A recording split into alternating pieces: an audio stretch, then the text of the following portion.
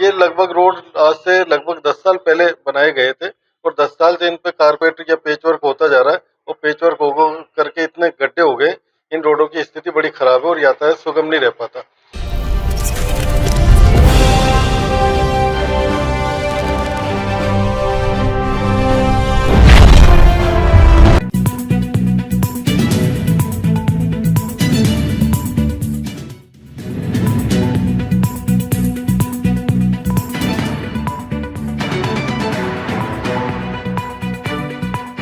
आज हम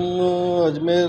खास तौर पे दक्षिण की कुछ समस्याएं थी, उनको लेकर के जिला कलेक्टर महोदय को ज्ञापन दे रहे हैं। इसमें मुख्य रूप से जो था अजमेर के जो प्रवेश मार्ग है वो काफ़ी क्षतिग्रस्त हालत में है। पिछली बार जब हम ज्ञापन देने आए थे तो कलेक्टर साहब ने ब्यावर रोड उसके बाद चालू कराया था। अब हम जो मुख्य मार्ग है नसीराबाद रोड, इसके साथ ही हमारा जो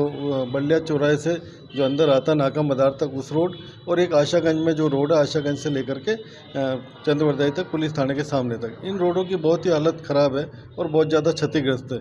ये लगभग रोड आज से लगभग 10 साल पहले बनाए गए थे और 10 साल से इन पर कारपेट या पेचवर्क होता जा रहा है और पेचवर्क हो करके इतने गड्ढे हो गए, इन रोडों की स्थिति बड़ी ख़राब है और यातायात सुगम नहीं रह पाता।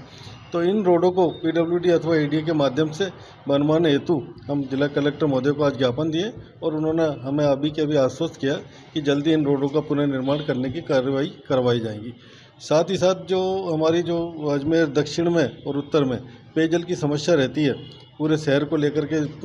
भीषण गर्मी में हम लोग बार बार ज्ञापन भी देते हैं, उसको लेकर के हमने पूर्व में ही जिला कलेक्टर महोदय को आज ज्ञापन देके अनुरोध किया है कि भीषण गर्मी को देखते हुए, क्योंकि बीसलपुर में पेयजल और पानी की सप्लाई पूरी है और पूरा भरा हुआ पानी पर्याप्त मात्रा में है कि अजमेर शहर को 24 घंटे अथवा 72 घंटे की सप्लाई पे पानी की सप्लाई की जा सके। लेकिन टंकियां जो है उनकी जो राइजिंग लाइन है, उन राइजिंग लाइनों में जगह जगह टेपिंग होने के कारण टंकियां पूर्ण भरती नहीं है और जो हमारे क्षेत्र है उन क्षेत्रवासियों को पानी की सप्लाई सुचारू प्रेशर से नहीं होती है, तो उसके कारण पानी की कमी रहती है। उन सब चीज़ों को क्योंकि मॉनिटरिंग की आवश्यकता है खाली, तो हमने मॉनिटरिंग हेतु कलेक्टर साहब से रिक्वेस्ट करी है। उन्होंने हमें आश्वस्त किया है कि पेयजल सप्लाई को लेकर के भी वो जल्दी एक बैठक बुला करके उन सभी समस्याओं का निराकरण करेंगे। ज्वलंत मुद्दों को लेकर के अजमेर दक्षिण के सभी जनप्रतिनिधियों और वरिष्ठ जनों के साथ आकर के जिला कलेक्टर महोदय को ज्ञापन प्रेषित किया है कि हमारी तीनों एजेंसियां, जो सड़क की एजेंसी है, जो नगर निगम है, एडीए है और सार्वजनिक निर्माण विभाग है, तीनों एजेंसियों की जो भी रोड अजमेर दक्षिण के एंट्रेंस के हैं, चाहे वो श्रीनगर से रोड आता हो, चाहे वह हमारा डिग्गी तालाब से लेकर चंद्रवरदाई तक का रोड हो, चाहे हमारा ब्यावर रोड हो, इन तीनों रोड को शीघ्र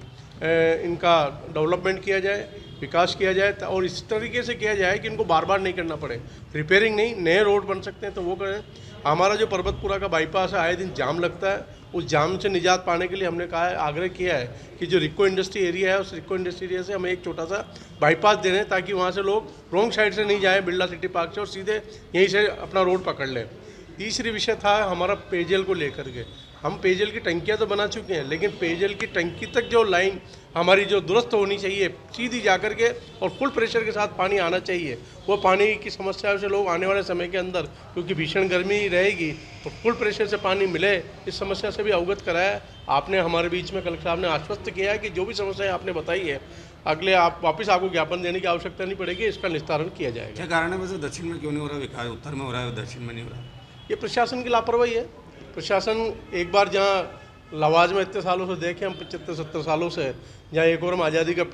अमृत महोत्सव मना रहे हैं, सारा प्रशासन अजमेर उत्तर की ओर ही रहता है, चाहे डिविजनल कमिश्नर हो, कलेक्टर हो, एसपी हो, डीआईजी हो, सबके कार्यालय इधर ही हैं और सिविल लाइन हो। लेकिन अजमेर दक्षिण केवल मात्र रूरल से जुड़ता हुआ, शहर से सटा हुआ एरिया होने के कारण इनकी नज़रअंदाजी की जा सकती है। इसलिए हमने एक बार आग्रह किया है कि आप पूरे क्षेत्र को भ्रमण करें। कलेक्टर साहब ने भी हमें आश्वस्त किया है कि आपकी जो समस्याएं हैं मैं देखूंगा, व्यक्तिगत रूप से जाकर के उसका निस्तारण करेंगे।